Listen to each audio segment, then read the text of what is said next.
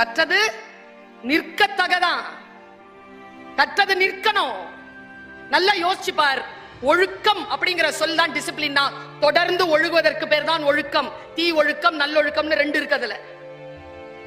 எதை நீ தொடர்ந்து ஒழுகுகிறாயோ அதில் நீயாக வருவாய். எதை நீ வாக்க விரும்புகிறாயோ அது வருவாய். நான் இப்படி சொல்றேன், நம்ம தேடி வருகின்ற பொருள் வேறாக இருக்கலாம், ஆனால் கிடைப்பது அதைவிட உயர்ந்ததாக இருக்கலாம். தேடி வந்த இடத்திற்கு மிக நிர்ணயம் செய்து கொண்டு போ. தாவீது போல போ. தாவீது எப்படி போனானோ அப்படி போ. வாழ்க்கையில் புராணங்களை, இதிகாசங்களை, இலக்கியங்களை வாசித்து புரிந்து கொள். ஒரு மொழியை விட இன்னொரு மொழியையும் கற்றுக்கொள். ஒரு டேலண்ட்டை விட இன்னொரு டேலண்ட் இருக்கட்டும். இதுக்கெல்லாம் உனக்கு வாழ்க்கையில் 5 வருஷம் 6 வருஷம் பத்தாது. Stay alert. இத பயன்பாட்டை குறைத்துக் கொண்டால் நிறைய விஷயங்களை படிக்கலாம். நான் குறைச்சுக்கிட்டேங்க. என்ன நானே சவுக்கால் அடிச்சுக்கிறேன். இதுல தெரியுமா உனக்கு? இதுல நான் என்ன நானே சவுக்கால் அடிக்கிறது எப்படி தெரியுமா?